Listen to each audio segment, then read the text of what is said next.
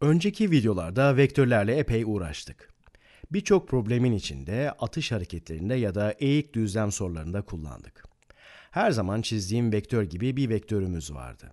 Mesela buradakinin hızı 10 metre bölü saniye dedim ve açısı 30 derece olsun. Daha önce onu x ve y bileşenlerine ayırdım. Bu vektörü v dersem şu simgeleri kullanacağım.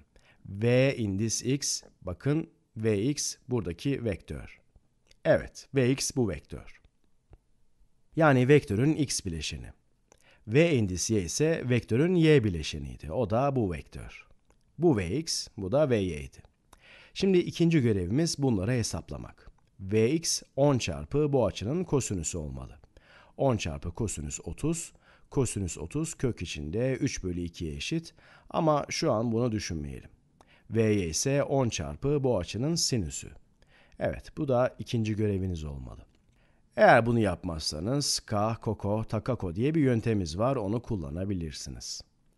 Matematik videolarında bu konuyu ayrıntılı bir şekilde anlatıyoruz. Sinüs 30 deyince karşı bölü hipotenüsü alıyoruz. Buna daha sonra geri dönebilirsiniz. Bunların hepsini daha önceki videolarda anlattık. Siz de ilk vektör videolarını bir daha gözden geçirebilirsiniz. Bu videoda kolay atış hareketlerinde kullanacağınız bilgiler öğreteceğim. Başlangıçta karmaşık vektörlerle uğraşacağız. Belki çok boyutlu vektörler de olacak. 3 boyutlu vektörler ya da n boyutlu vektörleri içeren lineer cebreye de bakacağız. Sonuçta vektörleri her seferinde çizmek yerine mantıklı ve analitik bir yola ihtiyacımız var. Her neyse, bugün yapacağımız şey birim vektör gösterimi. Peki bu ne demek? Önce birim vektörü tanımlayalım. Eksenleri çizeyim.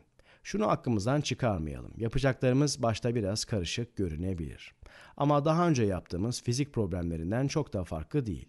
Eksenleri buraya çizeyim. Diyelim ki bu 1, bu 2, 0, 1 ve 2. Bunlar da y yönünde 1 ve 2 olsun. İki boyutta birim vektörleri tanımlamaya çalışıyorum. Önce vektörü tanımlayacağım. Buna i vektörü diyeceğim. Bu bir vektör.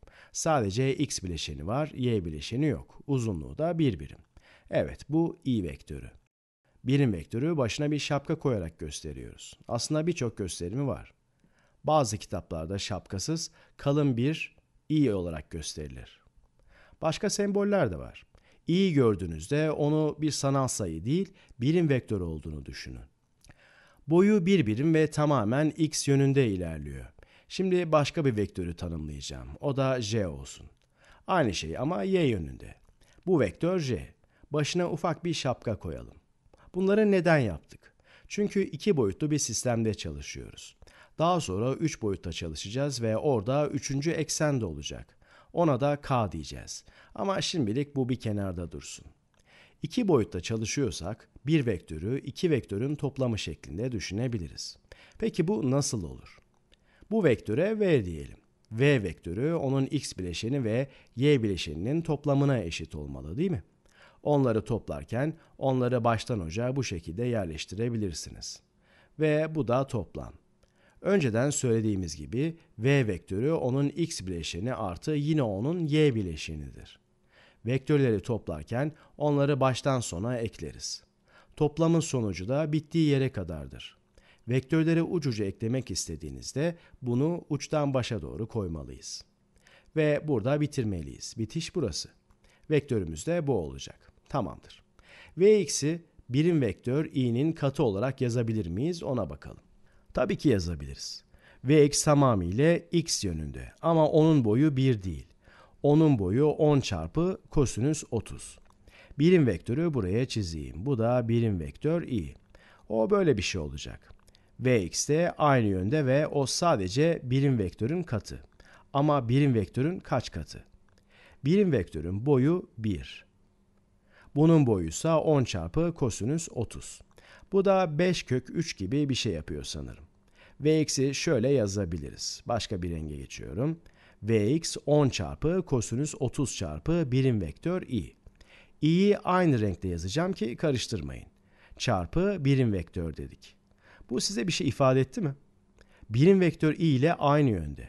V'nin x bileşeni sadece biraz daha uzun. 10 çarpı kosinüs 30 katı uzunluğunda. Kosinüs 30 5 kök 3 yapıyor. Yani i'yi de yazacağız.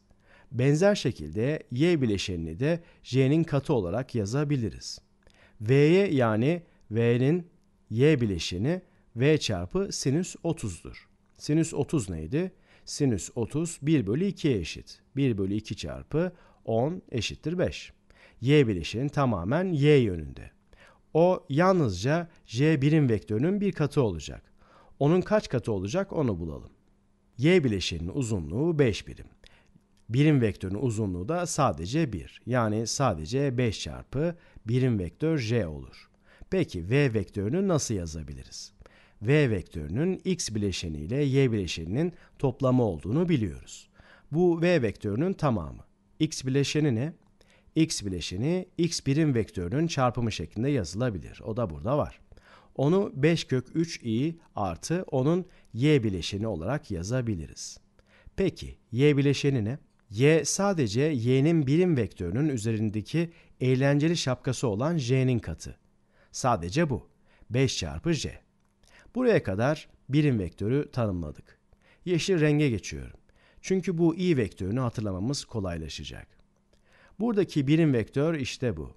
Birim vektörleri iki boyutta kullanarak, ki bunu daha çok boyutta da yapabiliriz, iki boyutlu vektörü analitik olarak ifade edebiliriz. Daha önce yaptığımız gibi her seferinde çizmek ve onun bileşenlerini göstermek yerine bunu kullanabiliriz. Analitik ve grafiksiz yöntemde kalabiliriz. Aslında bu yöntemi kullanışlı yapan şu. Eğer bir vektörü bu formatta yazarsam, şekil çizmeden onları toplayabilir ya da çıkarabilirim. Ne demek istiyorum? Herhangi bir a vektörü alalım. Mesela 2i artı 3j olsun. Elimde bir tane de vektör b var. Bu küçük ok vektör işareti. Bazen bütün bir ok işareti olarak da görebilirsiniz. Diyelim ki bu da 10i artı 2j olsun. A ile b'nin toplamı ne olur diye sorarsam, birim vektörleri öğrenmeden önce onları çizmek, başına ucuna yerleştirmek zorundaydık. Yani şekil çizmemiz gerekiyordu. Bu da çok zamanımızı alıyordu. Ama x ve y bileşenlerini ayırmayı öğrendikten sonra ayrı ayrı x ve y bileşenlerini toplayabiliyoruz. Böylece a artı b eşittir 2 artı 10 çarpı i artı 3 artı 2 çarpı j.